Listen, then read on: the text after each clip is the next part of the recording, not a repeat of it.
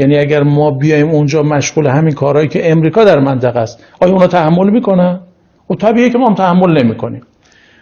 و نکته دیگر مطرح کردن که حالا آقای ترامپ چند دقیقه قبل از عملیات و حمله به ایران در پاسخ به سرنگونی این پهپاد جلوی این کار رو گرفت. من عرض میکنم که این هم واقعیت نیست، این خلاف واقع است. ببینید ممکنه در ارتش امریکا در سیاسیون مثلا بحث کرده باشن ولی اصلا به تصمیم نرسیدن. چرا؟ چون ما از خودمون دفاع کردیم، هواپیمای جاسوسی امریکا رو سرنگون کردیم. اونا به چه بهانه‌ای می‌خواستن به ما حمله بکنن؟ اگر حمله می‌کردن، من همونطور که در مصاحبه‌های قبلی هم عرض کردم، ما پایگاه‌های امریکایی رو مورد ضربات موشکی قرار می‌دادیم. ما از قبل آماده بودیم. پایگاه امریکا در العدید در قطر، پایگاه امریکایی در زفره امارات و یکی از ناوهایی که در دریای عمان و دریای عربی بود، اینها ما هدفگیری کرده بودیم. اگه میزدن ما میزدیمشون. خب اونا هم میدونستن، اشراف اطلاعاتی دارن، متوجه بودن. و اگر این اتفاق میافتاد خب این درگیری ادامه پیدا میکرد، تشدید میشد. و خب البته یه بچه اشتراکی بین ما و امریکایی هست، چون نه اونا دنبال ایجاد جنگن نه ما، هیچ کدوم دنبال جنگ نیستیم. ولی خب درگیری ناخواسته ممکنه واقعا منجر به جنگ بشه. یعنی منطقه ما به واسطه التهاباتی که داره، وضعیت حساسی که داره، واقعا یه انبار باروته. یعنی موقعی که این تماس‌ها خیلی نزدیک بشه و نیروها خیلی به هم نزدیک بشن، ممکنه بر اساس یک سوء تفاهم تبدیل به درگیری بشه. یعنی ممکنه سران حکومت ایران، نظام ایران و امریکا هیچ کدوم دنبال جنگ نباشن، ولی اون نیروها، یگانهایی که در تماس هستن با همدیگه در منطقه، ممکنه اینها وارد جنگ ناخواسته بشن. Shalom, first and foremost, I'd like to give all praise to Yahweh, Ba'ashem, El Shai, Ba'ashem Rakakadash. Double honors to the elders and apostles of Great Millstone who are teaching us truth and sincerity. And a shout out to Yakim who's out there in 4 quarters of the earth proclaiming this truth. Barak the Yahweh, Barak the Yahweh Shai, Ba'ashem Rakakadash, Barak Dum. So, in case anyone missed it, another false flag has happened. And it's to blame Iran. Attack on Saudi's oil facilities has placed Trump in a bind. This analyst is foretelling. So, you know, pretty much, man, you know, there's going to be an all-out war, and you know what this war is. First, a few things have to take place, but pretty much, though, so it's going to draw out until finally, though, what's going to happen is they're all going to declare peace, you know, especially after the mark is passed. They'll all declare peace, and in the midst of declaring peace, then sudden destruction will happen. And that is that Babylon the Great is destroyed in 1 hour. All these nations are going to turn against Babylon. But when America thinks it's at peace with everything, that's when the shit will happen. You know, of course, the mark of the beast will be implemented by them because that's the only thing that's really stopping the other ones. So, just waiting on that prophecy. But we can see things building up as another false flag has taken place. Day ago, the Saudi oil facilities were attacked by drones. The attacks were very successful in that they took basically 50% of oil production out of the market. This is a crucial moment in Middle East political life. The attacks followed almost to the day from the departure of John Bolton from the White House as Trump's security advisor. Whether they were intended to shut down any talk of peace is the first question that crossed my mind. Were these intended to thwart the peace process? Whether they were or they weren't, the Trump administration has reacted with threats of more violence. Lock and load, they're ready to attack, and they're blaming Iran. The Iranians have said they were not responsible. The Houthis have claimed responsibility. At this point, we have all of this confusion and more threats coming from the United States. There's a problem here because the United States is in a bind right now. Okay, first of all, they are the leader of this coalition against Iran. This was definitely a serious attack. It demands some type of response from the leader of the coalition, and the only response that Pompeo and Trump understand at this point is some type of military reprisal. There's a problem here, though.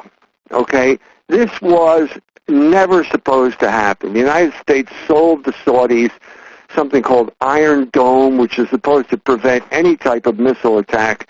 Apparently the drones flew under the radar and attacked, very precision attacks. They knew what they were attacking, and they took out 50% of the oil production with that one strike. Now, if this is the case, okay, if this is the case, then it looks to me as if they could take the same people who launched those drones can take out the other 50%. So Trump is in a bind. On the one hand, he's called to action. On the other hand, if he acts, he may very well cause a reprisal which will take out all of Saudi oil production, which will cause a huge economic crisis in the West, the least of which has to do with oil price. If oil prices go up to a certain level, there are all sorts of derivatives that people will cash in. The banks are up to their eyeballs. People like Goldman Sachs have about quadrillions of dollars of derivatives out there, which they cannot pay off, which would cause a run on the bank, which would crash the economic system. So this is the bind. If you act, you're damned if you do, and you're damned if you don't. So at this point, I think that the only thing that Trump can do is negotiate. This will look like backing down, but it's the only sensible response to this, to the issue. It's, I think, what was supposed to happen after Bolton left, and I think he now has to face up to the consequences of getting out of the nuclear deal. It didn't work. Maximum pressure didn't work. It has led to crippling the oil fields in Saudi Arabia, and so now we're going to have to go back to the negotiating table. The U.S. Secretary of State Mike Pompeo has accused Iran now of launching a, quote, unprecedented assault on the world's energy supply, saying that Tehran is behind those attacks on Saudi Arabian oil production the last day or so. Tehran denies any involvement in the attack, calling the U.S. accusations a lie. Here's the exact wording from the U.S. We call on all nations to publicly and unequivocally condemn Iran's attacks. The United States will work with our partners and allies to ensure that energy markets remain well supplied and Iran is held accountable for its aggression. Such accusations, as well as blind and inappropriate comments in the diplomatic context, are incomprehensible and meaningless. In international relations, even hostility has borders, but the U.S. seems to breach that. It looks like the maximum pressure policy has failed and has now become the maximum lie. Oil refining in Saudi Arabia has now been halved as a result of fires at two major state-run facilities. Eyewitnesses shared a video on social media of a huge blaze where gunshots can apparently be heard in the background. Earlier, Yemen's Houthi rebels claimed responsibility for deploying nearly a dozen drones to attack that Saudi oil processing facility and a major oil field. They said the strikes were in response to the Saudi-led war in Yemen and demand an end to Riyadh's 4-year-long intervention in the country backed by the US. Washington's also previously charged Iran with lending support to the Houthis. Hamid Mousavi, professor of political science at the University of Tehran, believes these latest accusations from the US are most likely baseless. Well, Mike Pompeo has a very long history of making accusations without providing any actual evidence. The Houthis have already claimed responsibilities for these attacks. And although the scale of these attacks are unprecedented, we have to remember that the Houthis have launched drone attacks deep inside Saudi Arabia for months now. So I think there's no surprise there. The U.S. has accused Iran of sending weaponry to the Houthis, but we also have to remember that Yemen has been under a very severe military blockade by the Saudis with the help actually of the Americans for over 4 years now, making it very difficult to even send food, let alone weaponry. So I think he's just trying to come up with excuses to charge Iran of crimes that Iran has actually not committed. So Hello, this is Hanin. I'm reporting here in Damascus for Syrian Analysis. I'm sitting here next to Riyadh, and Riyadh is a Syrian Christian and he's an architect in Damascus. And I wanted to ask him concerning the proclamation that Syrian network said that the Assad regime destroyed like 120 churches deliberately, and that it's against the Christians. يعني هذا نقولها بالفصحى هذا يدعو للضحك لأنه والسخرية، لأنه السيد الرئيس بشار حافظ الأسد منذ القدم ومنذ توليه السلطة ومنذ تولي أيضا الرئيس حافظ الأسد كانت هنالك حرية مطلقة بالنسبة لنا نحن المسيحيين، ونحن نمارس ديننا بكل أريحية، ولا يوجد أي تحفظ أو أي تحزب أو أي فرق. لم نلحظ هذا الشيء، وخاصة أيام المرحوم حافظ الأسد كنا جميعا في وطن واحد نتعاون مع بعض كإخوة من أجل بناء الوطن، وهذا هو المبدأ الأساسي الذي علمنا إياه الرئيس حافظ الأسد في مدرسته الخالدة، حيث أن المواطن السوري لا فرق بينه وبين أي، سواء كان مسيحيا أو كان مسلما أو أي دين كان، بما أنه يقيم على الأراضي السورية فهو إذن سوري، له الغيرة على الأراضي السورية ويقوم ببناء الوطن. وما عدا ذلك فهذا مدعو لافتراء وكذب. أما بالنسبة للرئيس بشار الأسد فنحن دائما نعتز به، وهو المثال الأعلى لنا كمواطنين سوريين، وسواء كنا مسيحيين أو غير مسيحيين، فلأنه أثبت بوطنيته المطلقة وبمحبته للوطن بأنه هو حامي هذا الوطن، ولولا ما كان هو حامي هذا الوطن لما استطعنا أن نصل إلى هذا الوضع الذي نحن أصبحنا عليه بعد 7 أو 8 سنوات من الحرب. نحن نشكر دائما سيادة الرئيس من أجل وقفاته المشهودة، والجيش العربي السوري طبعا الذي قدم من الشهداء والأضحية بما يعني لا يستطيع الإنسان عد ما تم تقديمه من قبل الجيش العربي السوري الباسل. وأما بالنسبة لتلك الكذبة التي أو الادعاء الذي يدعون فيه خارجا فهو محض افتراء كغيره من الأقاويل التي نسبت إلى سوريا وإلى رئيس سوريا وإلى جيش سوريا، فهذا يدعو للضحك ليس أكثر وللمزاح. أنا أتكلم الآن كمسيحي، إنني أفتخر برئيسي بشار الأسد وبما يقدمه لي من أريحية في ممارسة شعائري المسيحية، وبما أستطيع أن أقوم به بكامل الأريحية في كافة نواحي الحياة المسيحية. فكيف لإنسان كهذا ولجيش كهذا أن يقوم بعمل كهذا؟ إنها فعلا ضحكة وسخرية، وليرتد عليهم كلامهم هذا الذي يقولونه. So, as you can tell, though, this is really a response to the war on Yemen. And they want to blame Iran because really the war on Yemen is a war with Iran. In essence, Iran has interest there, because pretty much, though, what's going on is they want to get into a war with Iran. It's really about controlling all the oil. But they didn't think that for 1 second that Yemen would respond in such a way, or that they had allies, you see. And hey, America could have just purposely attacked it just to say it was Iran, because drones, how do you know that's the property of this or that? You see what I'm saying? Look at all these so-called ISIS attacks, and you know who ISIS is? Israeli Secret Intelligence Services. In other words, they are Mossad agents. And look at how many ISIS attacks there's been. So this is no different. It's to purposely get everyone into this war, and that's just it. The Most High has drawn everybody into this valley of Yehoshaphat, because the grand finale is about to happen. So the mark of the beast has to be rolled out. And pretty much, though, you will not be able to buy or sell or trade without it.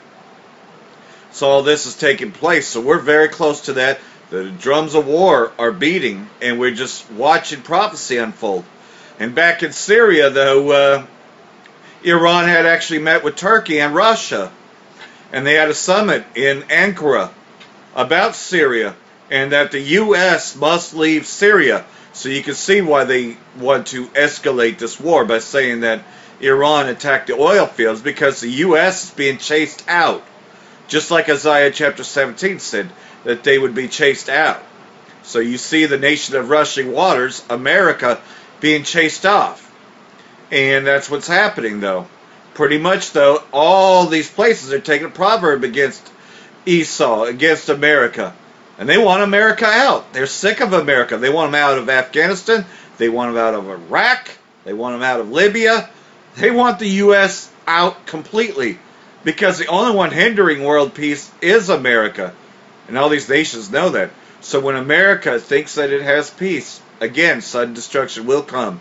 In an hour, they expect it not. Just when they thought they had achieved world peace, that's when the sudden destruction comes. So we'll take a look at what's going on in Syria. And I believe Apostle Ramla did a good lesson, so we'll look at that. And hopefully these videos are edifying.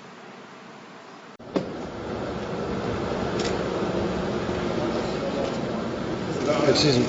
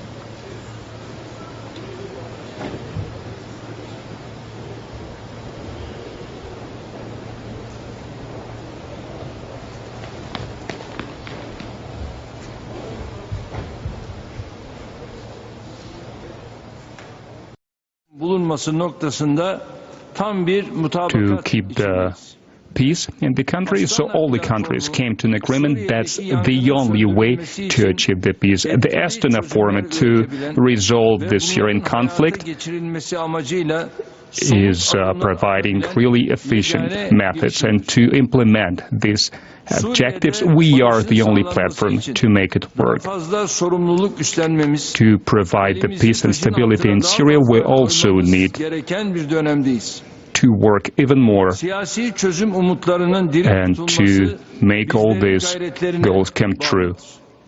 And the resolution of this matter depends on our efforts. Ankara summit could be the impetus for the Astana Forum, for the Astana process. Our today's meeting has been this very platform that should help us to resolve issues in Idlib. And so that we could give an assessment, where did we come with our cooperation. So we are going to synchronize our clocks, we will come up with our future strategy, and we will discuss our future steps and measures. Our country is one of the key countries that has been near the people of Syria. People of Syria, refugees from Syria, more than 3,600,000 people, they found refuge in our country who ran from the violence. Syrian refugees, we have provided them the ability to find a shelter. And they didn't need to carry any expenses for that. As a result of 2 military operations, we have also provided calmness and in the country. Thus, after these military operations, these regions were restored and they have become more quiet, more peaceful. 360,000 refugees managed to return to their homes as a result of these operations. But on the other hand, after we managed to come to an agreement in Idlib, we managed to resolve the humanitarian tragedy regarding 4 million people. I think we have already achieved a new objective. Yesterday, at the border between Syria and Turkey, a terrorist attack was performed. The terrorists showed their face once again. Dear friends, and now I would like to give the floor to Mr. Rouhani. Thus, we are continuing our meeting. So I give the floor to Mr. Rouhani. Please, Mr. Rouhani.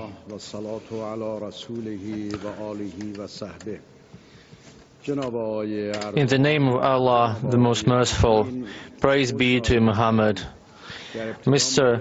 Erdogan, Mr. Putin, other members, I would like to thank my brother, Mr. Erdogan, and thank him for organizing this 5th summit of the guarantor countries.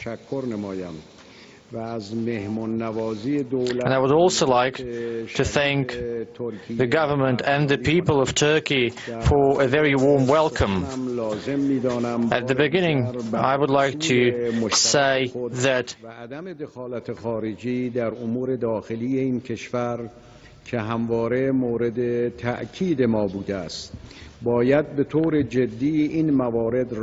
so these points must be fully observed, and all the grounds must be paved for the return of security and tranquility to this country. One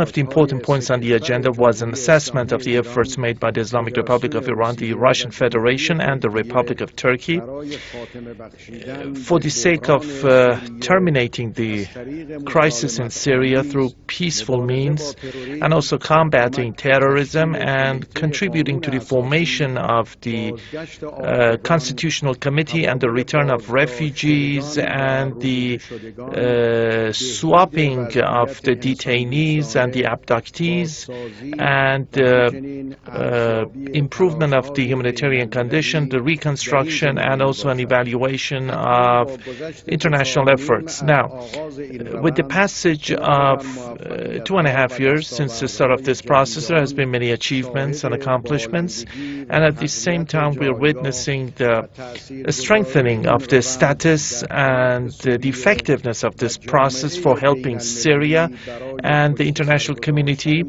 in order to overcome the tensions in this country.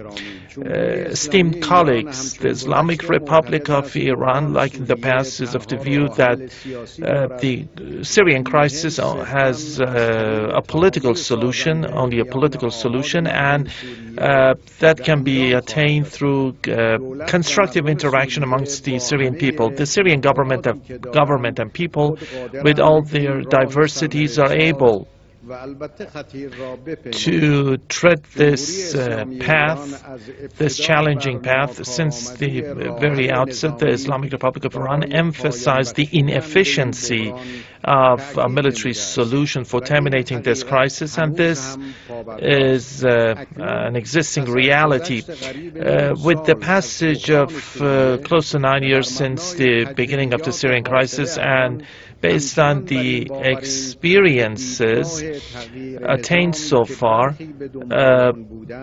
we believe that the approach for changing the regime there is a failed one. The crisis in Syria and similar crises in the region must be resolved through peaceful means, and this the problem must be resolved by the people. Our efforts in the past years, particularly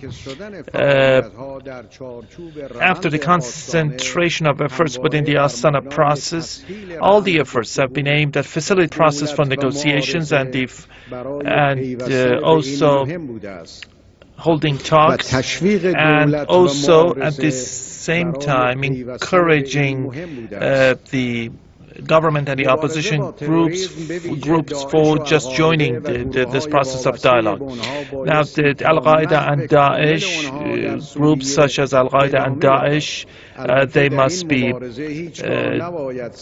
destroyed, and of course the lives of civilians must not be jeopardized. At the same time, the terrorists must not be allowed to use people as human shields. Now, speaking of the innocent people and civilians who have been captured by the terrorists, to see how we can save them, this is one must find an appropriate solution for this. Last year,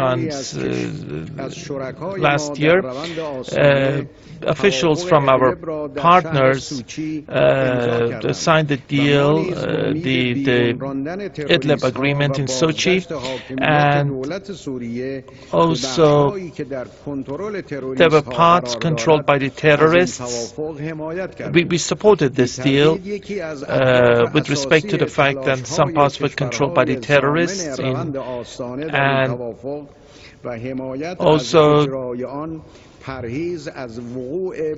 there's been the need for supporting this agreement and in this way preventing a humanitarian crisis in Idlib, but the agreement was not implemented as it was designed, and after a while the areas under the control of terrorists did not decrease, but the areas controlled by the terrorists further expanded unbelievably, and this means that one must not give any opportunity to the terrorists for misusing the situation. Distinguished presidents and head of states, we have come together for the 5th time in order to make an assessment of our past performance, and in this way adopt important decisions for the future, and such decisions can be helpful for the Syrian people for depicting the future free from any foreign intervention.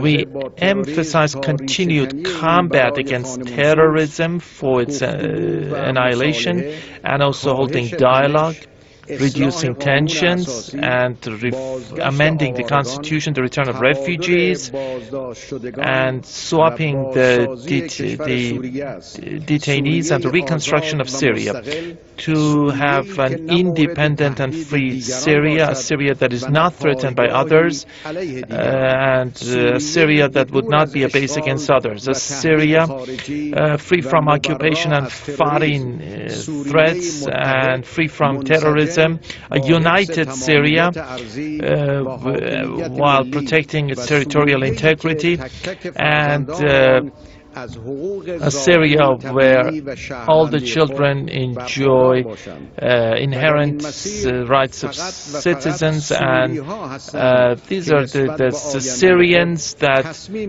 can decide about the future, and others must not be allowed to interfere in their domestic affairs. Mr. Putin, Mr. Erdogan, the increasing of cooperation by the guarantor countries can be an important guarantee for the resolution of the conflict in Syria, as well as the resolution of other crises in the region. The foreigners will leave this region today or tomorrow, but we are neighbors in this region, and we will continue to remain neighbors. The activation of the Adana 1997 agreement between Syria and Turkey can be a model, an appropriate model for eliminating concern, and in this way putting an end to a bitter era. The Astana process, contrary to other processes in relation with the Syrian crisis, has not been after creating dispute amongst the Syrian sides, and it is focused on overcoming the differences through constructive interaction and also making efforts for finding peaceful solutions concerning the Syrian crisis. In the meantime, the Astana process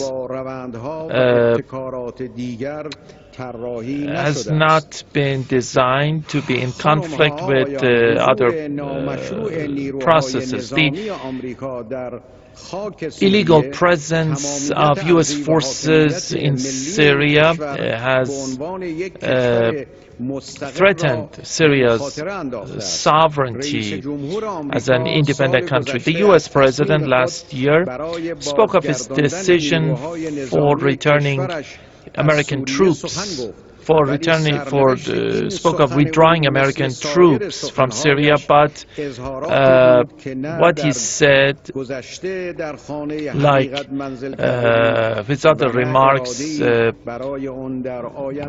did not materialize, and there is no will for realizing this statement. So it is necessary for American troops to withdraw from Syria, and also speaking of so that the Syrian government would fully rule the Syria. And also speaking of the return of refugees, it can be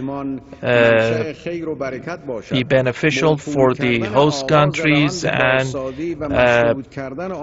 to make reconstruction conditional upon political issues will just prolong the crisis and will deal more blows to the Syrian people. On this basis, it is necessary to further facilitate the return of Syrian refugees to their homeland and help the Syrian government and people for the reconstruction of Syria. And in this way, grounds will be eliminated for the past hostilities and will be helpful for building the future based on the wishes of the Syrian people. The amendment of the current constitution of Syria on the basis of these wishes of the Syrian people can be an important step for the sake of terminating the existing crisis. The efforts by the three countries, as well as the efforts by the UN Chief's representative, can contribute to the formation of the Constitutional Committee. I deem it necessary to thank the collaboration by the Syrian government. The Zionist regime in the past months has increased its aggressive attacks on Syria, and Zionist officials have claimed responsibility for the attacks and such aggressions, and they have expanded their aggressions to other countries such as Iraq and Lebanon. And this is a manifestation of provocative and illegal actions that can lead to further tension in this region. It goes without saying that the governments and peoples of the nations of the region have, based on the UN Charter, have the right to defend themselves, but unfortunately international organizations have not shown proper reaction to such aggressions. In conclusion, allow me to once again thank the host country. I wish to thank President Erdogan for hosting this summit, and I also wish to appreciate the government and nation of Turkey. Sayın Ruhani'ye çok teşekkür ediyorum. Thank you very much, Mr. Rouhani, for your speech. And I would like to give the floor to my dear friend, to the President of the Russian Federation, to Mr. Vladimir Putin. Please, Mr. Putin. Mr. Erdogan, Mr. Rouhani, colleagues, I'm very pleased to be gathered again as the Astana process guarantors. I believe that this process, with Russia, Turkey and Iran as its guarantors, is a very efficient and effective way to facilitate the settlement of the Syrian crisis. We have discussed and we will discuss the details of the crisis, we'll discuss the start of the political process, we'll discuss delivering help to Syria so that the country could rebuild its infrastructure and economy. Our joint efforts have allowed to stabilize the situation on the ground and to decrease the level of violence. We have succeeded in establishing the foundation for a diplomatic and political settlement based on the 2254 resolution of the UN Security Council. We have had regular meetings, but also our delegations meet very often in Nur-Sultan and in Sochi. Already 13 sessions of the delegations have taken place, featuring the representatives of Russia, Turkey, Iran and Syria, as well as UN observers and observers from other countries. Actually, it should be noted that Iraq and Lebanon joined the pool of observers. In 2018, Sochi took place in Sochi. That was a National Reconciliation Dialogue Congress, which resulted in an agreement to create a constitutional committee which should establish the modalities for the future governmental architecture of Syria. Now we should start the work of this process in Geneva, because the list of the people to man this committee has been completed. We continue our uncompromising fight against terrorism in Syria. The most alarming is the situation in the only de-escalation zone, the Idlib zone, where we've recently seen a spike in terrorist activities. This de-escalation zone should not be a harbor for extremists of all kinds, and it should not be a foothold for them to carry out armed provocations. Together, we should apply more efforts to root out the threat coming from the Idlib de-escalation zone. And of course, we are very much alarmed to see what is happening in the northern east territories of Syria. These issues should be settled based on the respect for the Syrian sovereignty and territorial integrity. It is inadmissible to separate Syria in any kinds of zones of influence. It is also important that Russia, Turkey and Iran help Syrians in post-conflict management of the country. We help Syria to rebuild its economy and its social infrastructure, to create an atmosphere which would see more humanitarian help and aid delivered to the people in need. Thanks to the joint efforts, we have achieved a lot.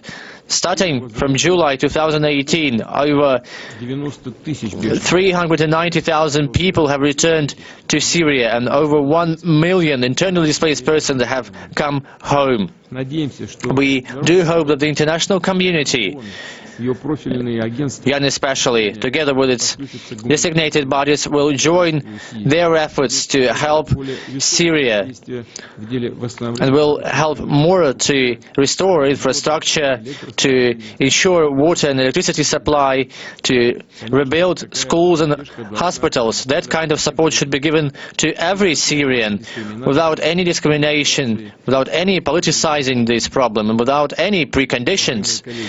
Colleagues, I would like to say that we are sure that these talks are productive and the arrangements we reached today will help to finally put an end to the crisis in Syria, will allow us to restore peace and security in the country, reinforce its sovereignty, unity and territorial integrity, among other things. I believe that we will succeed in contributing to the situation in the Middle East as a whole. Thank you for your attention.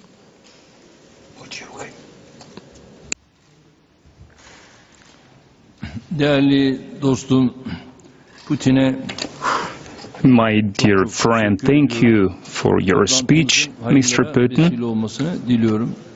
Şimdi basın mensubu arkadaşlarımızın I hope that our meeting will be really for the good of everyone, so I would like to invite the representatives of the media.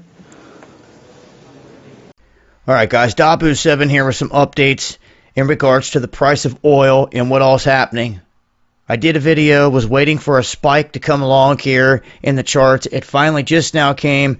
They're talking about this jumping up almost $11 here, 18%. They have 19% up here. This is the biggest since 1991. So this is a spike. This has brought this up to $71 a barrel. So, of course, this is going to reflect across the board in different places in terms of gas prices, fuel prices. Although Trump put out a tweet a couple of moments ago saying that he has opened up reserves in response to all this, how much padding that will be, what that will do, we're just going to have to wait and see. But across the board, folks out there can expect to see an increase in the price going along with this. Now, they're trying to point the finger at Iran, and Iran saying they had nothing to do with it.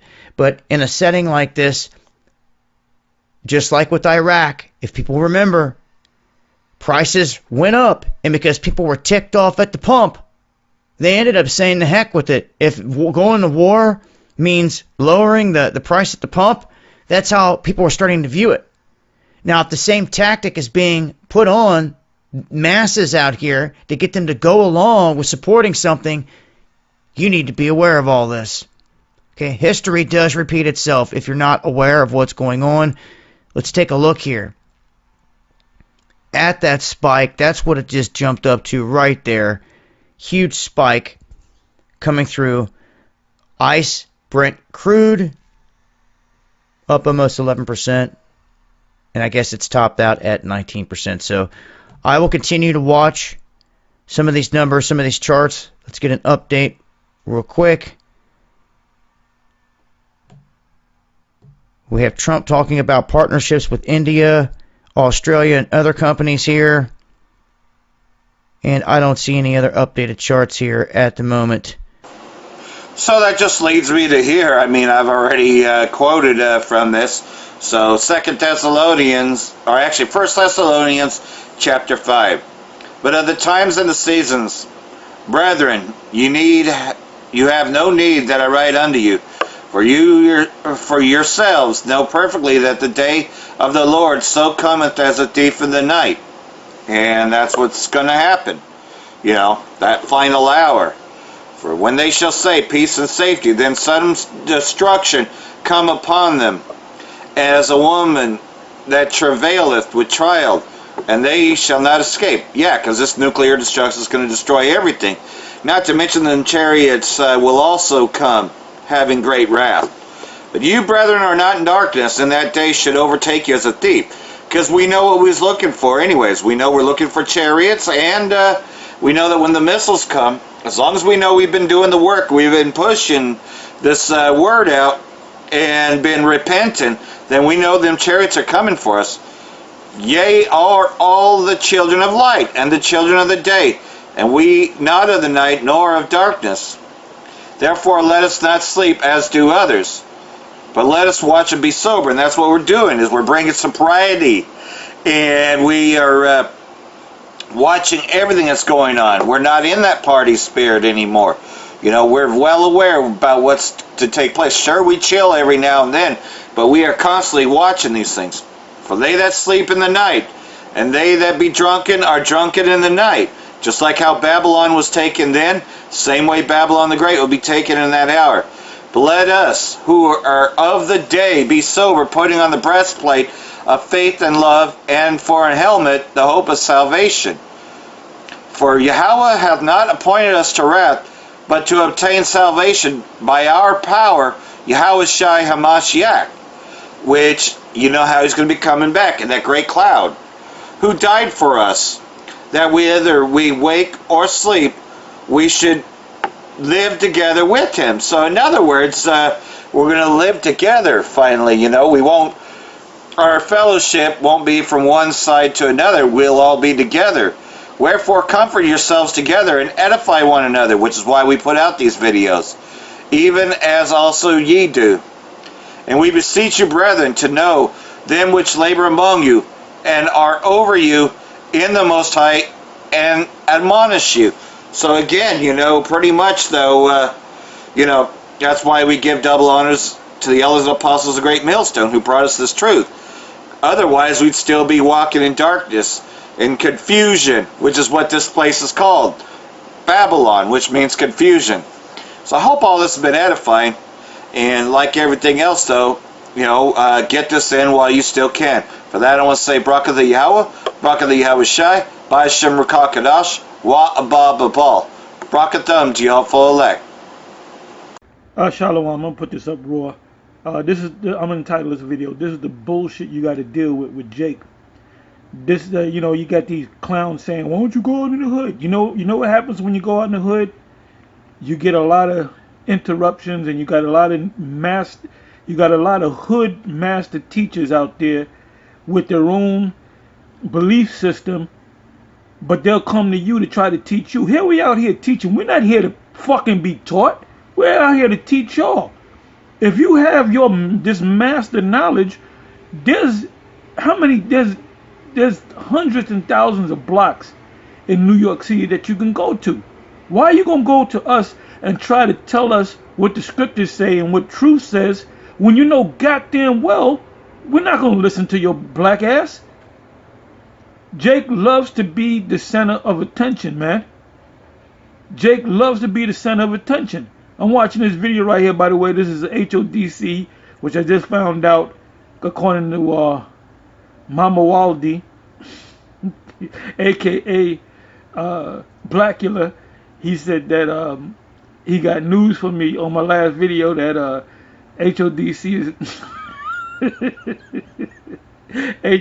is now teaching that Cornelius is an Israelite.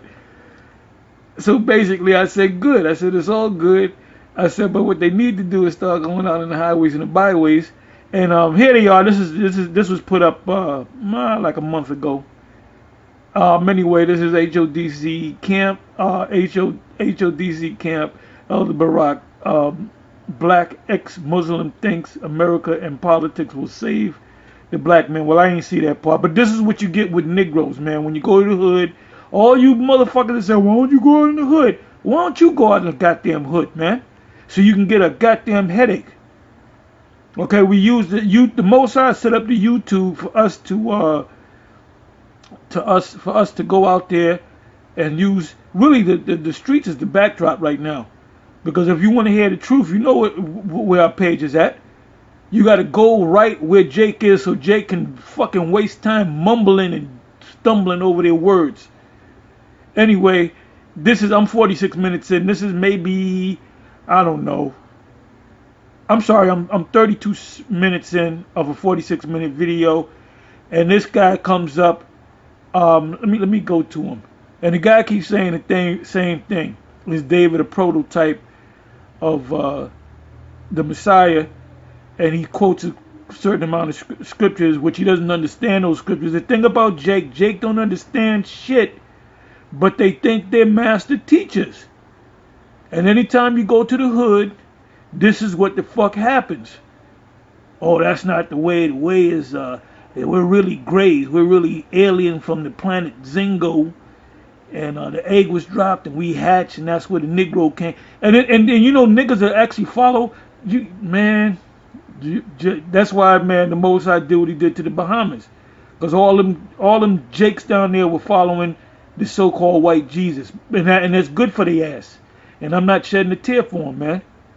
I see why the Most High. Hey, I'm ranting right now. High Priest Ariel told me a story years ago.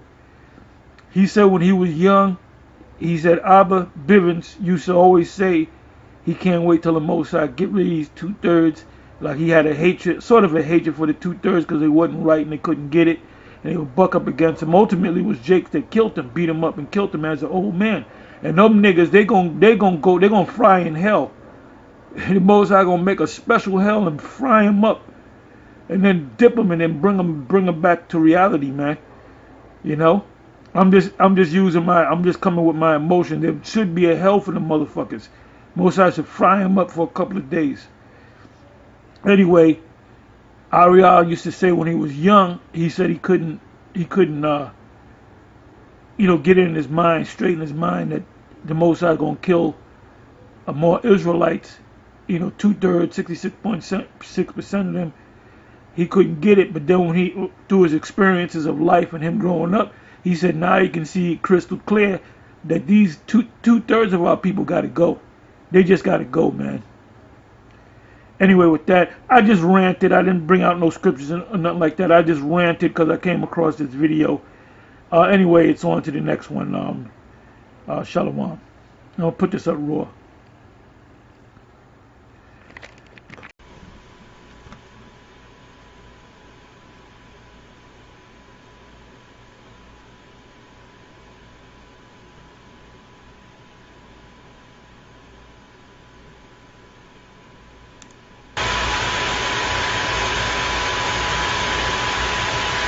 Africans were enslaved in the United States between 1619 and 1865. Approximately 12 million Africans were stolen from their homes and packed on ships, which could hold up to 600, like sardines.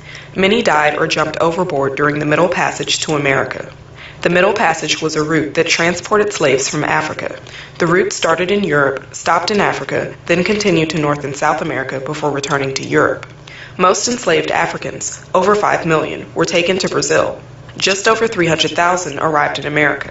The 1787 3/5 Compromise counted slaves as 3/5 of a person for congressional purposes. Slaves could not vote, however. They were also banned from learning how to read and forbidden to marry outside of their race. Congress outlawed the African slave trade in 1808, but the domestic slave trade continued in the U.S. Slavery wasn't exclusive to the South, with 1/5 of New York City's population comprising of slaves in 1740. Enslaved Africans comprised 13% of the total U.S. population by 1860. Virginia had the highest number of enslaved Africans, followed by Georgia. Slaves made up 55% of the total population in Mississippi in 1860. Enslaved Africans weren't content with their deplorable living conditions in the U.S. One estimate puts the number of slave revolts at 250. One of the most notable was the Nat Turner slave revolt in 1831, where he led a group of followers and killed approximately 51 whites. Maintaining the institution of slavery was the root cause of the Civil War. Abraham Lincoln wrote in 1862 that if he could, quote, save the Union without freeing any slave, I would do it. Nearly 179,000 black men fought for the Union in the Civil War. The 13th Amendment formally abolished slavery in the United States on December 6, 1865. All right, let's start off by saying Barakatah Yahweh, Ba'ashem Yahushai, Ba'ashem Rakah Kodash. Welcome to another live lesson. The name of this one is The Wicked Shall Not Go Unpunished. And as you saw, this is a video from the Washington Post, just giving you a little bit of history on slavery. And since the truth is coming out on such a heavy scale, these devils are forced to tell the truth more and more because people are waking up. Like back in the days, they would push, when you go to a so-called black family home, they would have a picture on the wall, and there would be 3 individuals. You have For the most part, I believe you had Martin Luther King, JFK, John F. Kennedy, and Abraham Lincoln. I believe those are the three, if I'm not mistaken, outside of Caesar Borgia, because they thought in their mind that these men did good things for them, but that was all a ruse. It was all a smoke and mirror. Coming to find out later in history that these men really didn't give a shit about Jake, and all the truth is coming out. Now, this is an article I ran across this morning called "There Were Once America's Cruelest, Richest Slave Traders. Why Does No One Know Their Names?" Isaac Franklin and John Armfield committed atrocities they appeared to relish, and the word relish is to be like extremely happy about. So these devils have no remorse when it comes to killing and destroying the children of the Lord. Let's go real quick to the book of Zechariah 11:5. It says, "Whose possessors slay them and hold themselves not guilty, and they that sell them say, Blessed be the Lord, for I am rich, and their own shepherds pity them not." So these devils, they have no remorse or no pity, for Jake and for the things that they've gone through, even to this very day, and they're not fighting for the cause of Jake. Instead, they're doing what? They're destroying Jake even more. Let's go real quick to Jeremiah 15:5. It says, "For who shall have pity upon thee, O Jerusalem? Or who shall bemoan thee? Or who shall go aside to ask how thou doest?" There's no one, there's nothing, none of these Edomites jumping up, pleading the cause of Gad and Reuben. They ain't jumping up pleading the cause of Judah, Benjamin, Levi for the slave trade. They ain't jumping up and pleading for the cause of the so-called Latin American tribes, the so-called Latin tribes or Latino tribes or so-called Hispanic tribes. None of them are jumping up, asking, how they're doing and looking for their well-being, and fighting for them. This is all a bunch of BS. The smoke and mirrors you see out there is nothing but a bunch of BS. It's controlled opposition. And for the most part, nobody gives a shit about Jake. Here it is, you have discussions at the UN about different situations going on worldwide, but the situations that are going on here, where the tribes are catching hell, they're not discussing those.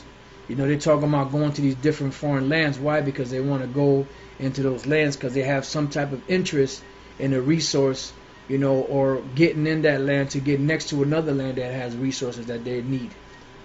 So this devil, everything that he does clandestine in the dark, and he does it, for ulterior motives. He's always constantly thinking about what he could do to steal somebody's land or steal somebody's resources, but he has to come up with a plan to do it because he can't just go in there and straight up take it, So in this article it says that these two rich slave owners that committed horrible atrocities, they're not really known that much about. It says, why does no one know their names? Nobody speaks about these people's names. They talk about different other people in the slave trade and all that, but they don't really talk about these guys, and they've been hidden. Well, this is what Yahweh Shai said, Mark 4:21, and he said unto them, is a candle brought to be put under a bushel or under a bed, and not to be set on a candlestick? So pretty much when you have light, the light is to be set in the room so they can lighten the room up. The greater the light, the better. And that represents this truth. It says, for there is nothing hid which shall not be manifested. Now this is dealing with the truth. The truth is not going to be hid, and it's not going to be made manifest.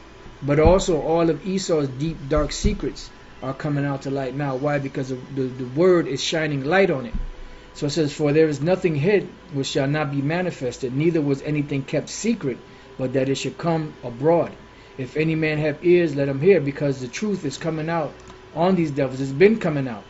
And from what I noticed, and I'm pretty sure brothers notice also, that the more Esau tries to hide the sin, transgression, and atrocity of slavery, the more stuff comes out.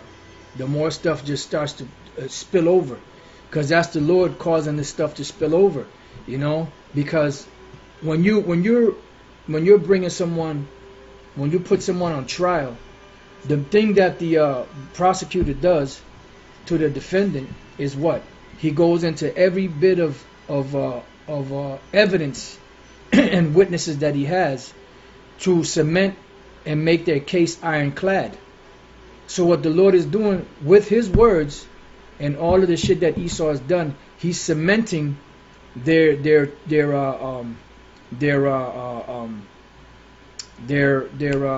the word I'm looking for? You know, the crimes that they've committed. He's cementing everything and making everything ironclad and putting a stamp on it. And you know, it's like nothing that they can do. They can't get around it. They try to deny it. They try to use euphemisms, which are good words, to so-called lessen the blow of slavery.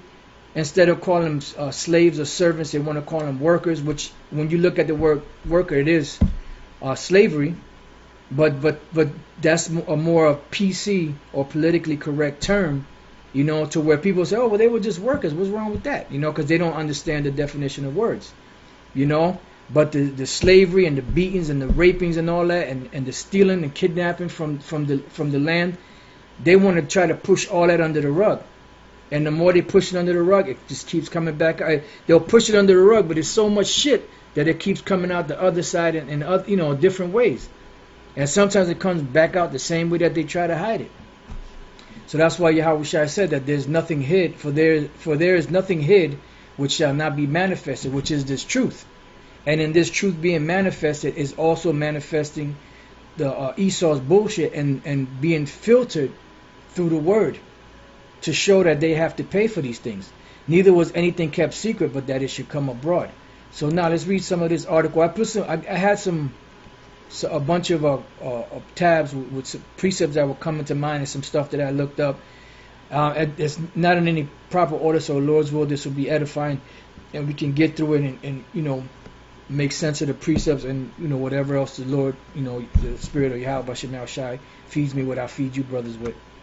All right, so let's get into the article. This was September 14, 2019, the year of Karagma, which was yesterday, 7 a.m. It says the two most ruthless domestic slave traders in America had secret language for their business. Now, don't be fooled that say that these were the two most ruthless, because the most ruthless were the ones that were behind the scenes, which was the international bankers that supplied the ships for the slaves. You know, that made out the most. You know, it's like you go somewhere and you commit a crime, but the person that you know, they didn't actually have their hand in it per se, but they gave you the key, they gave you all the tools you needed, they gave you the access code to get into the building. So they're just as guilty as the person that actually went in and grabbed all this stuff up. So it says the two most ruthless domestic slave traders in America had a secret language for their business. Slave trading was a game. See, this is a game to them. Why? Because they know that doing this, they didn't have to work. And as you read on down, one of these individuals hated farm work, and he didn't want to do farm work. So he'd rather do this, which was much more beneficial money-wise for him, and he didn't have to do that much work for it. And it was something that they loved to do, and they did it with extreme joy. It says the men, Isaac Franklin and John Armfield, were daring pirates or one-eyed men, a euphemism for the penises. Let me see. Penises, I don't know. Let me penises definition. Let me see how to pronounce it. It looks like penises, but you know, penis, yeah, I guess plural penises. I guess, I don't know. Doesn't make any sense. A euphemism for their penises. I guess for their penises, they're one-eyed man. Okay, I got it now.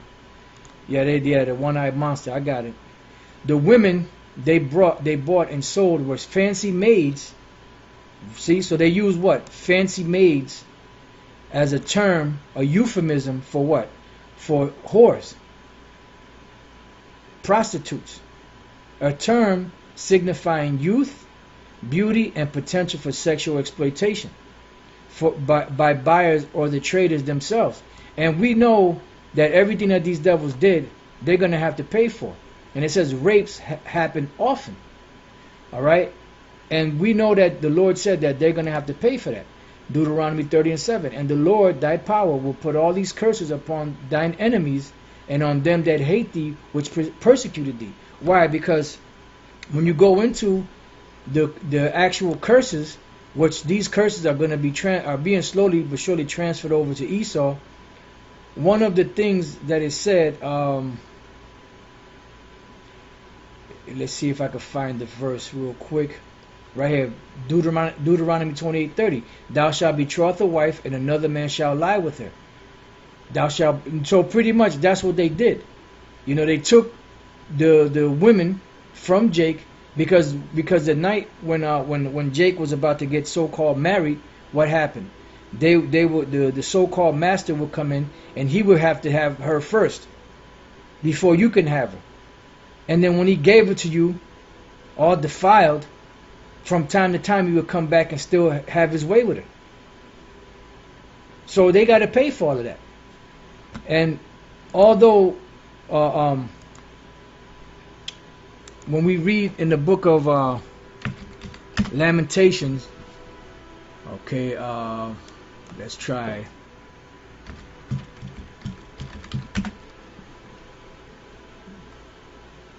Lamentations 5:11, it says, they ravished the women in Zion and the maids in the cities of Judah. You know, so this happened in history, but Esau's also did this during the time of slavery. And they have to pay for all of this. This is not going to go unpunished. You know, just like you had gator babies, you had little boys and girls that were sold. Little boys are sold for little homosexuals. You know, I believe that was a movie, Uncle Tom's Cabin, if I'm not mistaken. Or one of them, I forget the name, I believe that was the name of it, where they showed you that they had the little boys dressed up like girls, you know, acting all feminine. Because them Edomite men were popping little boys too. You know, so they got a lot to pay for. And it's going to come back upon them. Alright, so now it says, rapes happened often. To my certain knowledge, she has been used, and that smartly, by one-eyed man about my size and age. Excuse my foolishness, Isaac Franklin's nephew James, as an employee and his uncle's protege, wrote in typical business correspondence, referring to Caroline Brown, an enslaved woman who suffered repeated rape and abuse at James' hands for 5 months. She was 18 at the time and just over 5 feet tall. So they were using our women to abuse them. See, and we're going to do the same thing to them. The only thing we're not going to be able to do to them is, you know, rape their women, their wives, while they're alive. In the kingdom, you know, their women are going to get raped, but they're going to have to get put to death first, because that's against the law to commit adultery. You know. But they're going to pay double for everything that they've done. It says Franklin Armfield, who headquartered their slave trading business in a townhouse that still stands in Alexandria, Virginia, sold more enslaved people, separated more families, and made more money from the trade than almost anyone else in America, which is Babylon the Great. You know, and this is the place that they sold slaves in. And this is in the book of Revelation 18:11. This is one of the so-called commodities that were used here in America to enrich this country. This place got super rich off of slavery, because the slaves weren't paid anything. It was all free labor, you know, for the amount of time that they were in slavery. And then even after slavery was so-called abolished, they were still selling slaves underground. And this is Revelation 18:11. It says, and the merchants of the earth shall weep and mourn over her, for no man buyeth their merchandise anymore. Why? Because America, Babylon the Great, will be destroyed by thermonuclear destruction. And once it's destroyed, these different merchants around the world that are making money off of this place are going to be crying, not because they're going to feel sorry for America, but because all these nations have been made so rich by this place, you know. And these devils don't plan on giving this place up. That's why the Lord has to come and intervene and destroy them, because they plan on keep on pushing this place, because this is a very lucrative business for them. This is a very lucrative corporation. So-called America is a very lucrative corporation to the international bankers and all of those merchants in the earth that play by the rules, you know, of Esau. It says the merchandise of gold and silver and precious stones and of pearls and fine linen and purple and silk and scarlet and all the iron wood and all manner of vessels of ivory and all manner of vessels of most precious wood and of brass and iron and marble. And if you go to any these different stores all over so-called America, you can find a lot of this stuff.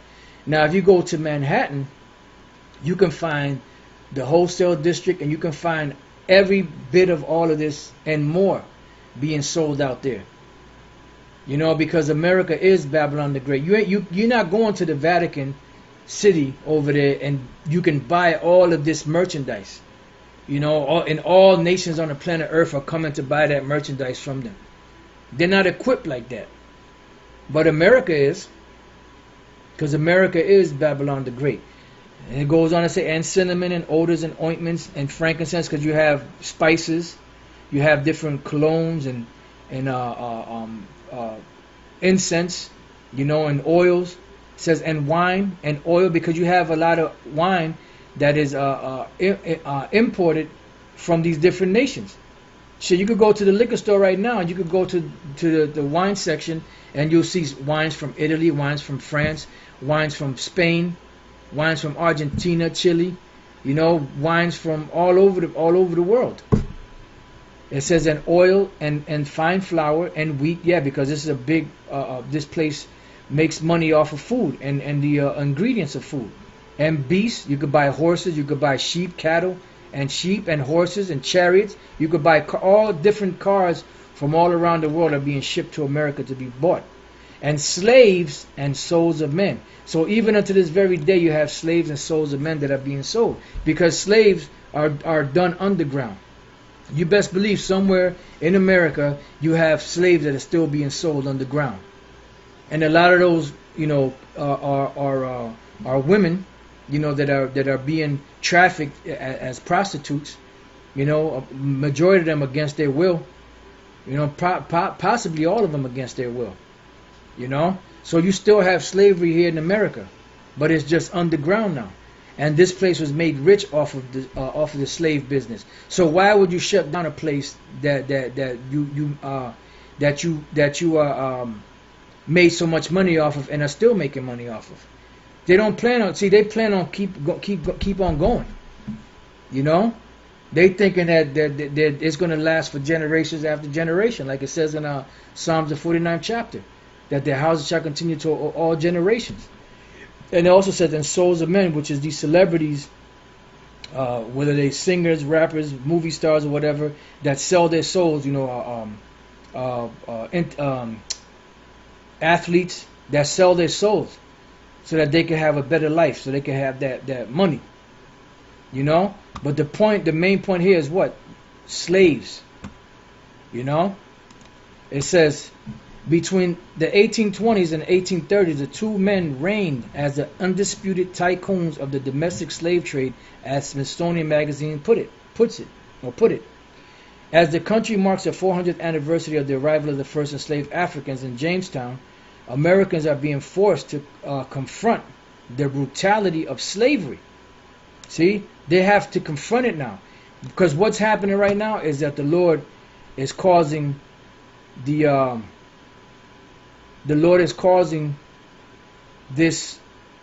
whole situation with slavery and all of the wickedness to come out, and it's causing a straight up shame to where these devils don't want to talk about that.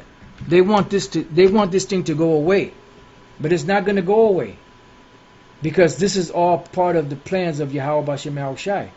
You know, this is Habakkuk 2:15. Woe unto him that giveth his neighbor drink, that putteth thy bottle to him, and maketh him drunken also off of your philosophies, that thou mayest look on their nakedness. And that's what you do. When you push your philosophies, especially on Jake, so-called Negroes, Latinos, and Native American Indians, you looking upon their nakedness when you see them out there all tatted up, you know, getting all different type of implants, you know, getting that auto-tune implants in their throat, which is nothing more than another form of the mark of the beast, you know, having these women acting like whores because you portrayed that on your media, you portrayed that, you know, in the entertainment world, on these different videos. You know, you teach these older women to teach the younger women to be sluts and whores, you know, and then they teach their little daughters to be sluts and whores. So by the time the little girl's like 2, 3, 4 years old, she's already twerking and doing all kind of nasty shit, dressed all provocative at that age. And this is your doing, Esau, because this is your watch. It says, thou art filled with shameful glory, because you're reigning gloriously all over the planet. Oh yeah, but you're filled with shame. Let's look up this word, shame, and it's coming out on your ass. Quala 1, shame, disgrace, dishonor, ignominy. So you're not even you don't give a shit, but for the most part, it's not looking good for you. See, public shame or disgrace, it's not looking good for you. You know, you have dishonor, disgrace. Oh yeah, you reigning, you ruling, you got the whole world, but it's disgraceful the way you got it. And by having it that way, you're gonna lose it. Let's go real quick to the Apocrypha, Ecclesiasticus chapter 10 and verse 8. It says, because of unrighteous dealings and injuries, because of unrighteous dealings, injuries, and riches got by deceit. This all describes Esau, the so-called white man. Because of unrighteous dealings, which you have done, injuries, which you have committed, because rape is injury, slavery is injury, you know, beatings and all that, you know, the lynching of Jake, those are injuries. And riches got by deceit. You stole his land from the so-called North American Indians and the so-called Seminole Indians and the so-called Mexican Indians, which are Israelites, you know, and you took everything from Canada, North, Central, South America, and the Caribbean islands. You took everything. Now your footprints are on everything. You have control over everything that you got by the force of the sword. And that's how it was said that you were going to rule. The kingdom is translated from one people to another. So what we're witnessing now is the what's the word I'm looking for? The final statements, I believe, something along those lines. When they're giving their final statements just before sentences pass. Well, this is what's happening right now. The final sentences are being given. The final speech, you know, of all the stuff that you did and all of the information and all of the evidence that has been gathered together is being presented before the world, you know, and then the Lord is going to bring the judgment. So we're in the point now of the translation happening, but it's only happening right now verbally. You know, Tawada, brother, Tawada, closing arguments. That's what it is, closing arguments. That's right. You know, that's the closing arguments. You know, so that's what's happening. The closing arguments are happening right now on Esau. You know, and the sentence is that they're guilty and they're gonna have to pay for what they did. You know. Now let's go from there to the book of Nahum real quick, the first chapter, because everything is already laid out. The evidence is laid out. You know, the closing arguments. You know.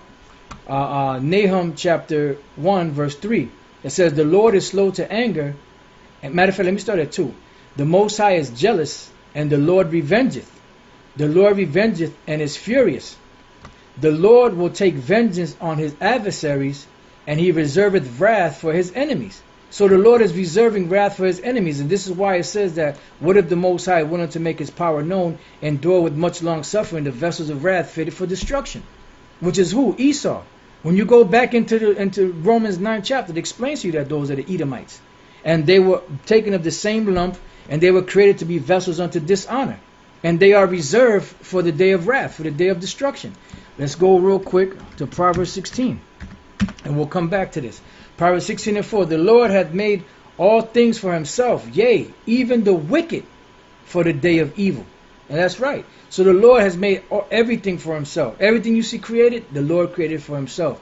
Even the wicked for the day of evil. And when we read the book of Malachi, the first chapter, we find out that the wicked of the earth are who? The Edomites. So the Lord hath made all things for himself, yea, even the wicked for the day of evil. So they've been created for that. They've been tailor-made for destruction. So for any of you Israelites out there that's trying to make Esau do something that he ain't meant to do, you're going off, man. Matter of fact, before we go back to that, let's go to Ezekiel 13, and let's go to, let me see if I can find the verse. Just bear with me 1 second. Here we go. Right, Ezekiel 13:18, and say, thus saith the Lord power, woe to the women that sew pillows to all armholes, because you have these women in the churches that do that. You know, they act like they're so pious, but they're really wicked. It says, and make kerchiefs upon their head of every stature to hunt the souls, and that's what they do. It says, will you hunt the souls of my people, and will you save the souls alive that come unto you? Because you can't save anybody. Shit, you can't even save yourself. And will you pollute me among my people for handfuls of barley and for pieces of bread? And that's what they do. They take bribes. You know, they get paid off. They keep their mouth shut. It says to slay the soul that should not die. And then they talk shit about the men of the Lord. You know, that you're going to receive judgment. You're going to be dealt with, blah, blah, this, that, the other. And to save the souls alive that should not live. But then they'll try to save Esau, the biggest devil on the planet Earth. You know? They're trying to save alive the souls of the devil that the Lord set up to be the vessels of wrath fitted to destruction. And to save the souls alive that should not live by your lying to my people that hear your lies. And you're lying. And you're trying to save Esau, and Esau is not going to be saved. He's going to be totally destroyed. It says here, Proverbs 16:4, the Lord hath made all things for himself, yea, even the wicked for the day of evil. Going back to Nahum 1 and 2, let's read that again. The Most High is jealous, and the Lord revengeth. The Lord revengeth and is furious. The Lord will take vengeance on his adversaries. And Esau is the adversary of the Lord, because everything that they do goes contrary to the scriptures. And yesterday at the camp, Elder Pastor Hart called for a scripture. I grabbed it, but we never got a chance to read it. In the book of Psalms, the 10th chapter, where it says that the Most High is not in any of these devil's thoughts. They don't think about the Most High. They don't fear the Most High. They're not in tune with the Most High. They're not in the mix, so to speak. Their frequency is on another level, because their father is not the Most High. Their father is the devil. The spiritual demon Satan is the father of the Edomites, the so-called white people. And they are in direct opposition to the Most High. They are the adversaries of the Most High. It says, and he reserveth wrath for his enemies. So the Most High has wrath reserved for his enemies, which is who? These Edomites, which is the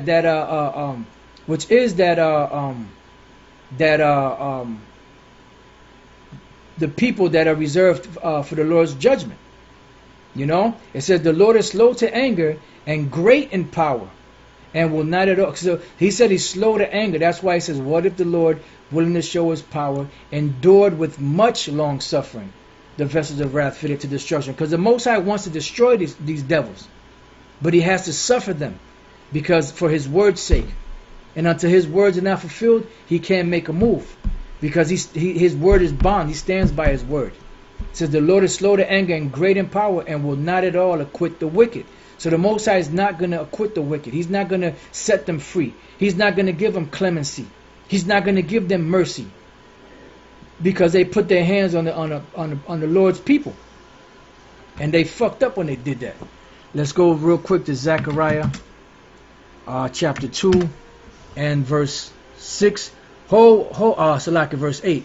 For thus saith the Lord of hosts, after the glory hath he sent me unto the nations which spoiled you. And the Lord sent Zechariah, and he's also sending us. because we're prophets unto the nations. So the Lord said, for thus saith the Lord of hosts, after the glory hath he sent me unto the nations which spoiled you. So we're telling you, you Edomites, that according to the scriptures, the Most High is sending us to tell you that you spoiled the children of the Lord. And the Lord is going to deal with you on that. For he that toucheth you toucheth the apple of his eye. So you touch the apple of the Lord's eye, you're going to be dealt with. You put your hands on the Lord's people. You put your hands on the Lord's anointed, and now you're going to have to pay, and you're going to pay dearly. You know, you're going to be dealt with severely. You know, get a couple of these precepts on the comment board. And shalom to the apostles and the Akim on the comment board. This Elder Apostle Gabar, Jeremiah 49:12. For thus saith the Lord, behold, they whose judgment was not to drink of the cup have assuredly drunken, and now thou he that shall altogether go unpunished, thou shalt not go unpunished, but thou shalt surely drink of it. And you are going to drink of this cup called slavery. You're going to drink of it. I don't give a damn if you want it or not. KDC Psalm 7:12. If he turn not, he will whet his sword. He hath bent his bow and made it ready.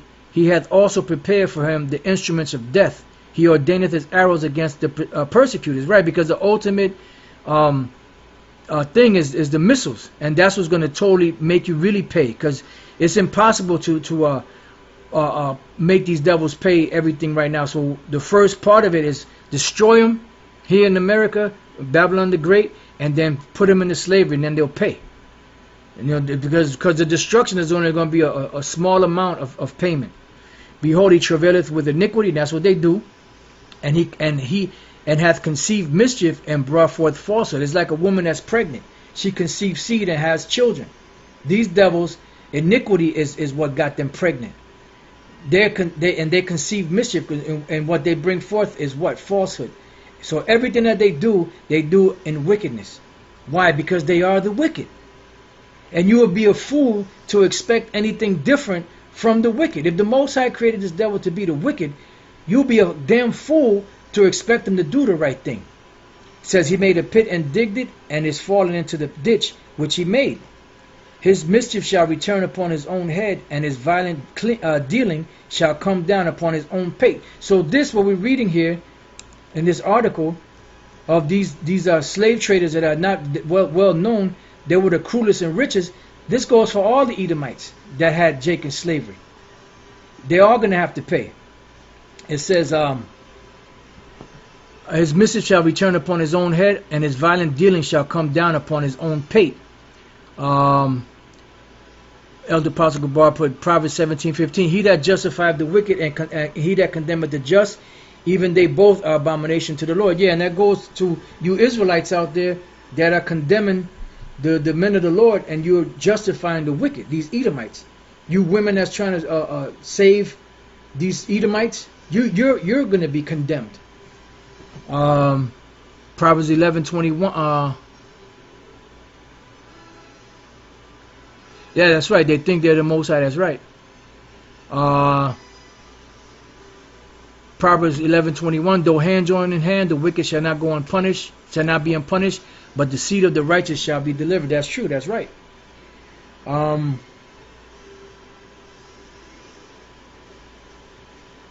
Yeah. So let me jump real quick back to this.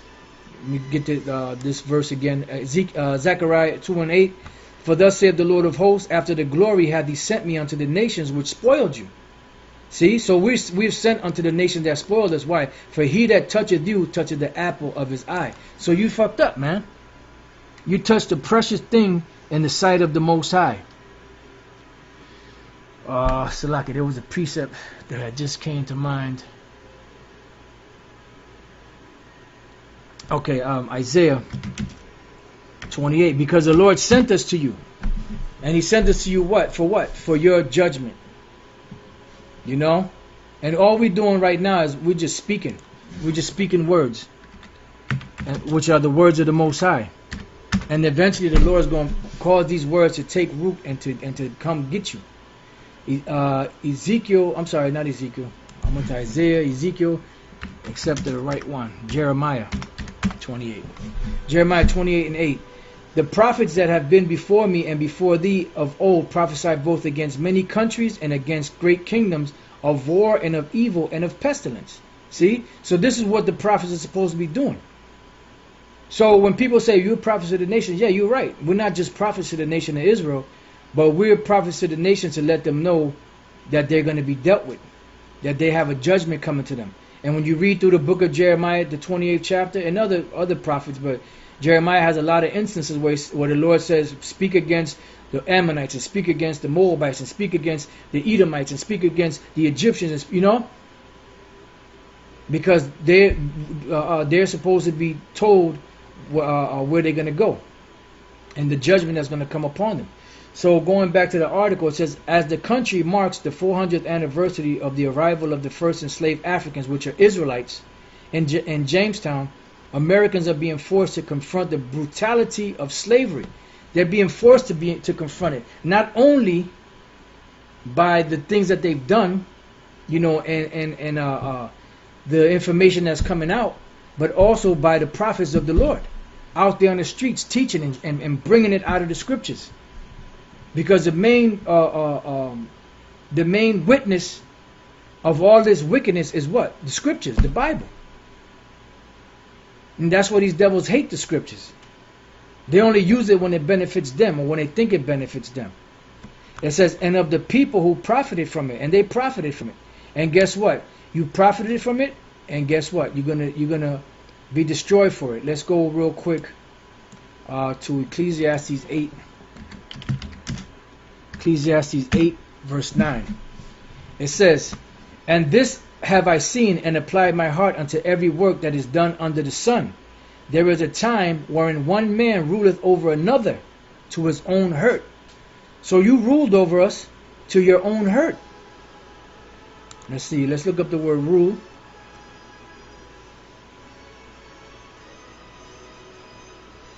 Ruleth, shalat, to domineer, exercise power over. Is that not what they said?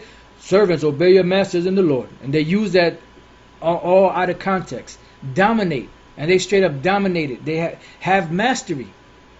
Be master. Lord it over. And that's what they did. To domineer, lord it over, become master. So the scriptures say, all this have I seen, and applied my heart unto every work that is done under the sun. There is a time wherein one man ruleth over another, and they had the mastery over us. They had the rule over us. They dominated over us. They lorded over us. But it's what? To his own hurt. Now let's look up the word hurt. Is the Hebrew word rai, which means evil. To his own evil, to his own condemnation. Because it's going to come back to haunt you. As ye have done, it shall be done unto you. Where's that? Is that Colossians?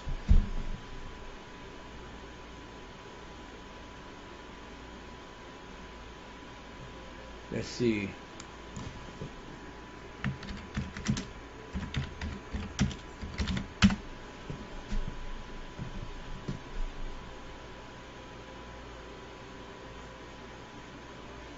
All right. Well, pretty much you're going to pay for the crimes you committed.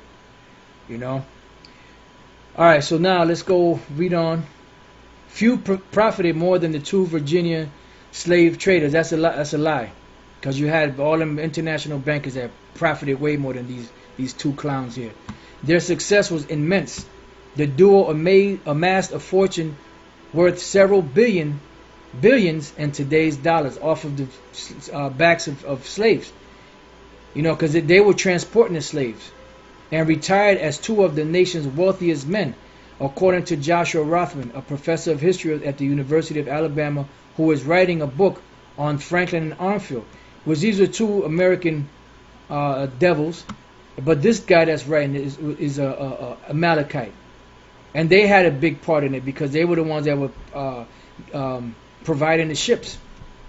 Several factors set the pair apart.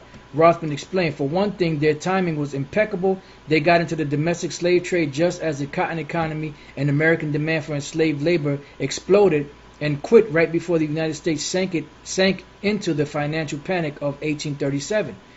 Their location was also prime, perched so they could collect enslaved people from plantations across Virginia and Maryland and sending them on forced marches, see? In groups of several hundred known as coffles. Now coffles, I looked it up, is when you have a bunch of slaves that are pretty much tied together by chains or ropes and led away. Those are coffles. We looked the word coffle up. A line of animals or slaves fastened or driven along together, such as you see in these pictures here. You know, this is a coffle, which is a bunch of slaves tied together, being marched into slavery, maybe from one plantation to the other. And that was a transportation. You know, you can see a whole bunch of pictures. If you type in the word coffle or coffles and you hit images, it'll bring these up. You know?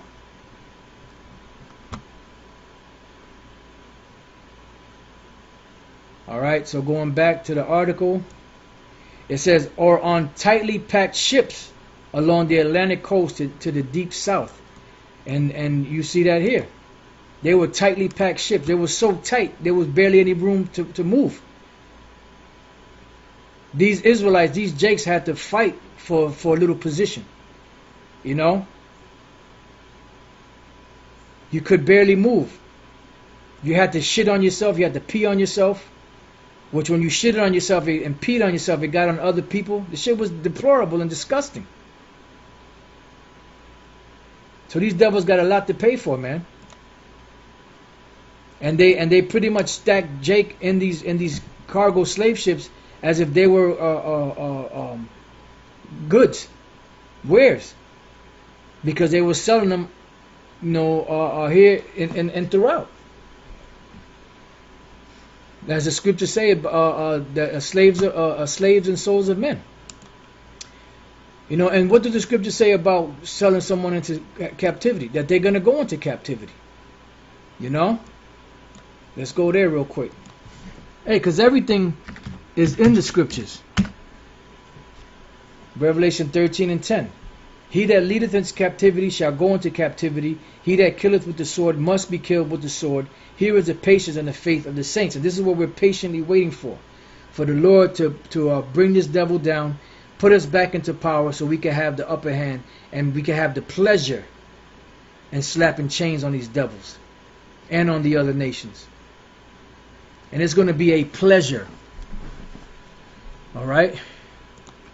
It says, while their business strategy was not especially innovative, it was conducted on a scale bigger and better than anyone else, Rothman said. Franklin and Armfield transported an estimated 10,000 enslaved people over the course of their careers, according to Rothman. And that's what they're going to have to pay for.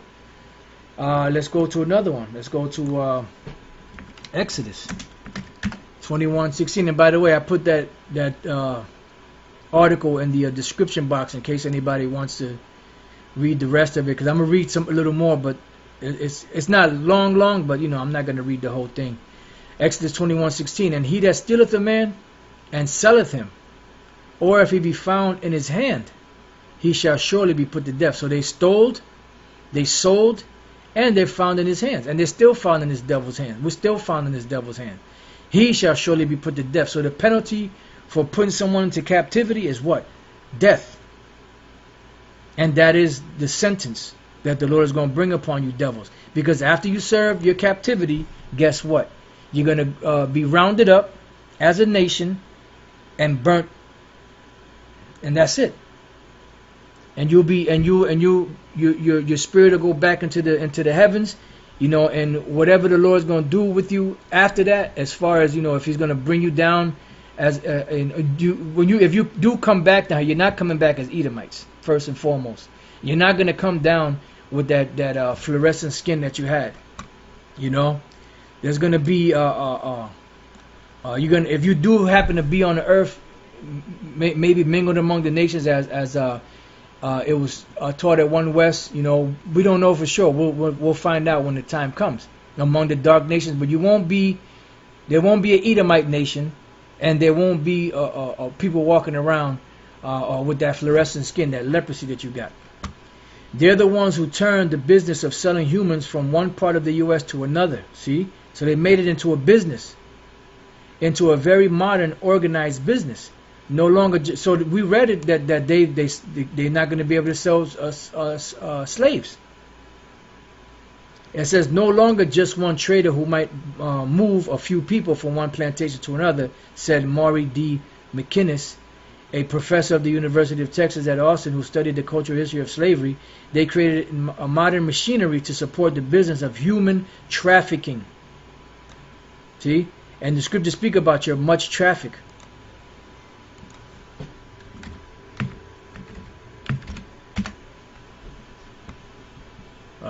Let's see, Mr. F.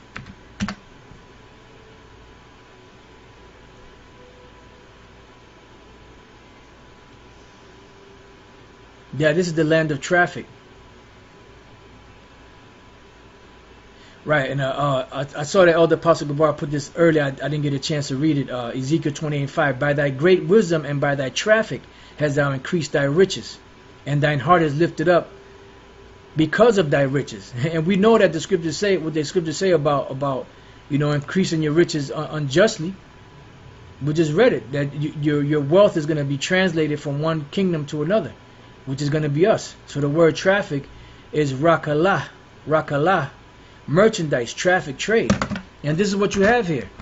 And the main commodity that you had for trade was slaves. And you have lifted up your heart because of your riches. You see? But now you got to pay, man. You had your fun. Now it's time to pay. It says that was possible largely because of the trader's willingness to be unusually cruel and heartless. Now, what do the scriptures say about somebody that's cruel and heartless? Well, let's find out. Let's bring this back to here. James 2:13. For he shall have judgment without mercy that have showed no mercy, and mercy rejoiceth against judgment. And you're not going to receive any mercy because you didn't show any mercy. Your shit was cruel and it was heartless. You treated us, beginning with Judah all the way down to Issachar, you treated us as if we were animals. You treated us as if we had no feelings, as if we didn't feel anything that you did to us, as if when you beat us and lynched us and castrated us and did all manner of wickedness that you did, that we didn't have any feelings. You treated us no different than you would treat.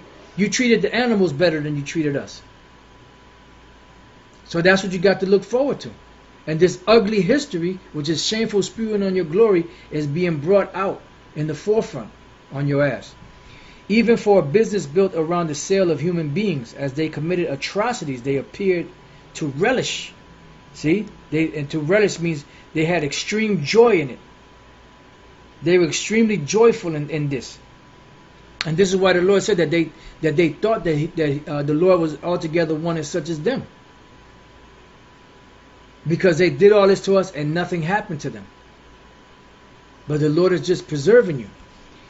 It says, in responding correspondence, they actually brag about raping enslaved people who they've been processing through the firm.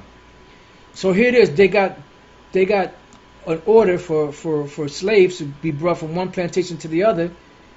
And while they had the slaves in their possession, they were raping them.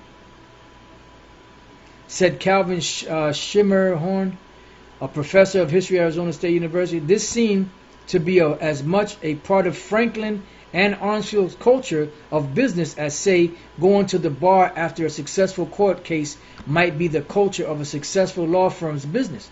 See, so these devils were raping and snatching up Jake and bringing him to different plantations, just like when somebody did something successful at the law firm and they go to the bar. This was this was a thrilling to them. This is how they had fun.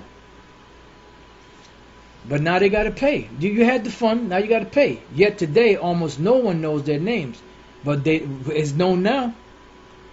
When Franklin and Armfield retired, matter of fact, for brothers that are out in Virginia, there's an actual plaque out there in Virginia, that brothers could if it's not too far from them, you know, one day when brothers ain't doing nothing, do the research and could go there and film it, you know, or at least get film it. You know, I mean, I don't know where exactly it is. You know, if you know you have to, you won't be able to post up there, whatever the case is. But hey, this should be like a good lesson to go into. This says the exterior of the Franklin and Armfield Slave Office, today the Freedom House Museum in Alexandria. So this is in Alexandria, Virginia. There's an actual museum now. It says, when Franklin and Armfield retired, they passed easily into elite white society, achieving respectable dotage between a murmur. History too has largely let them off scot-free. But the Lord ain't let them off scot-free, because we read that the Lord is not going to acquit the wicked. So although society let them go, although you had Edomites that killed Israelites and lynched them, you know, and went to court for it, and they were let off by the jury because of the jury and the judging on them, and the prosecutors were all part of the KKK or some form of white supremacy. Guess what? The Lord ain't going to let you off. You're still going to have to pay. And that's where the Lord is going to unleash his fury on you, because you haven't paid at all. You know? It says, few, if any, American high schools or college students ever learn about the duel. I think America continues to be uncomfortable talking about the original sin of slavery, McKenna said, and this is one of its most horrific chapters. And they're uncomfortable. Why? Because it's a horrific thing that happened. And the Lord is spewing, shameful spewing on you. Let me see if I can find that. I got it in here somewhere. Just bear with me one second. Let's bring this back here. Matter of fact, did I have it over here? Because I wanted to hold on to this, but that's all right. We'll go back to it. Habakkuk 2:16. Thou art filled with shame for glory. Drink thou also, and let thy foreskin be uncovered. The cup of the Lord's right hand shall be turned unto thee, and shameful spewing shall be on thy glory. And shameful spewing is being put on your glory, because all of this is a stain. You've painted yourself to be the greatest Christians. You've painted yourself to be the Most High, and the Heavenly Father, Son, and the angels, and the Israelites, and all these benevolent people. But the stain of what you've done is still against you. Is witnessing against you. So it says the whole thing was so evil. The slave trade was all Isaac Franklin ever knew. So it was so evil. Yeah. Now let's go. I got a couple of precepts I wanted to push or deal with on this. Okay. So right there. And let me just bring this other precept to that, because I want to save this. I don't know exactly where we're going to fit it in, but let's go. I got a couple of precepts on that. Proverbs 1:16. For their feet run to evil and make haste to shed blood. And that's all Esau has done. Matter of fact, that's a perfect place to bring it in. For their feet run to evil and make haste to shed blood. And that's what they've done. Right? It says Habakkuk 2:9. Woe to him that coveteth an evil covetousness to his house, that he may set his nest on high, that he may be delivered from the power of evil. Matter of fact, let's just go straight to the point. 12th verse. Woe to him that buildeth a town and with blood, and establisheth a city by iniquity. And that's what they've done. Canada, North America, South America, Central America, the Caribbean islands, all established upon blood and iniquity. Behold, is it not of the Lord of hosts that the people shall labor in the very fire, and the people shall weary themselves for very vanity? Because all of this shit that you built up, the Lord said you're going to build, but the Lord's going to throw down. It says, for the earth shall be filled with the knowledge of the glory of the Lord, as the waters cover the sea. And you see it happening right now. The internet, which is the unicorn's horn, has been pushed throughout the planet, and all of this is coming out on you. And that shameful spewing is being seen upon you. You got a lot to pay for, man. So going back to Proverbs 1:16, for their feet run to evil and make haste to shed blood. Surely in vain the net is spread in the sight of any bird, and they lay wait for their own blood. They lurk privily for their own lives. Why? Because the same pit that they've dug, they're going to fall right into that pit. So are the ways of everyone that is greedy of gain, which Esau is, can never have enough, which taketh away the life of the owners thereof. And that's what he's done. You know, you've taken the life of the owner by taking away their goods, their resources from Gad and the other tribes, and you've also taken their life by putting them to death. So you got a lot to pay for, dog. Proverbs 11 and 19. As righteousness tendeth to life, so he that pursueth evil pursueth it to his own death. You know? So you're going to be dealt with, man. You're going to be dealt with, Esau. Ecclesiastes 8 and 11. I'm just go straight here because we read the 9th verse already. Because sentence against an evil work is not executed speedily, the heart of the sons of men is fully set in them to do evil. And that's why they continually keep doing the wickedness that they do, because sentence has been taken a while. It wasn't executed speedily. But the Lord said that he's long patience, long suffering. And these vessels of wrath have been fitted for destruction. And the Lord is very patient. Let's go to the next one, Proverbs 28:5. Evil men understand not judgment, because they don't understand. These devils don't understand that judgment is coming for them. They don't understand that what they've done, they have to pay for. That's why they scoff at it. You know, when you are in the streets and you brothers out there teaching and bringing the word out and bringing the atrocities of slavery, they scoff and laugh at it, because they don't understand that there's a judgment that's coming for their ass. It says, but they that seek the Lord understand all things. All right, let's move on to the next one. Let me read that again. I like the way that sounded. Evil men understand not judgment. You know? Proverbs 15:3. The eyes of the Lord are in every place, beholding the evil and good. So the angels of the Lord are watching everything. They see everything. They see everything that you've committed. They've seen all the crimes that you've committed. And guess what? The Lord is not going to acquit you.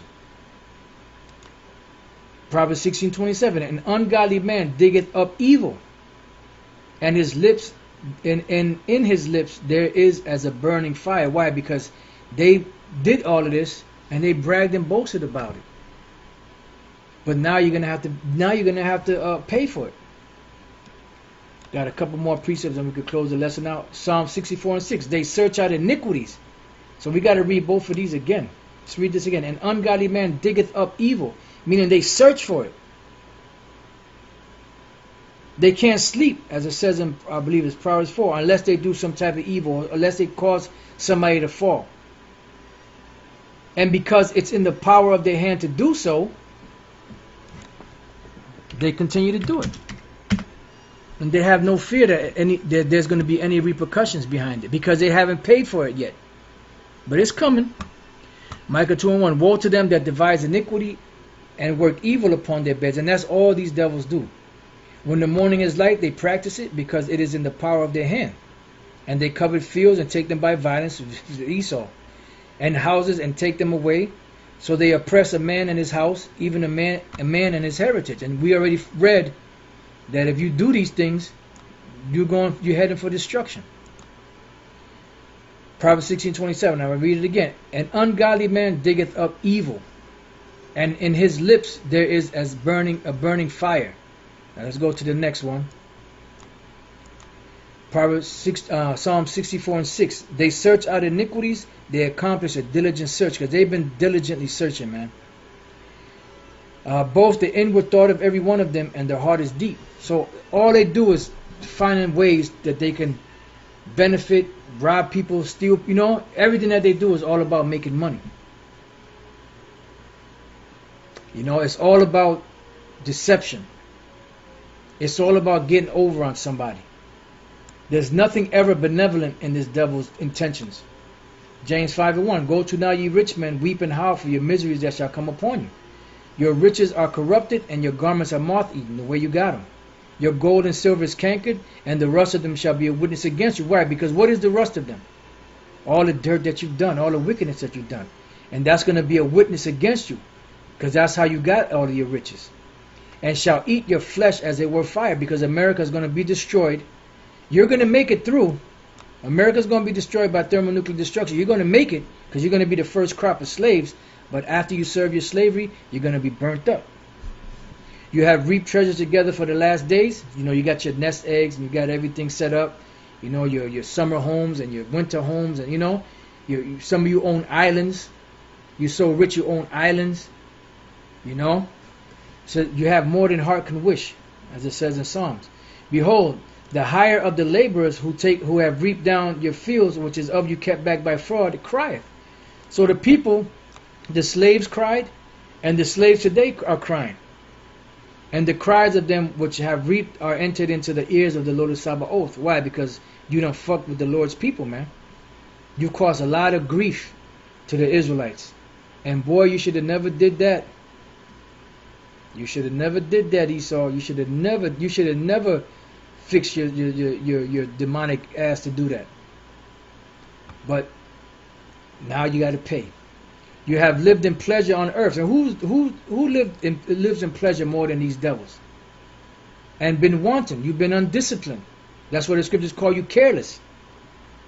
You have nourished your hearts as in the day of slaughter. You know, you living it up. You have the best of everything, which is a blessing given to you by Isaac. You have condemned and killed the just, and he did not resist you. But guess what? The Lord is going to resist you. The Lord is going to open fire on you. He's going to destroy you. He's going to break you apart. You know?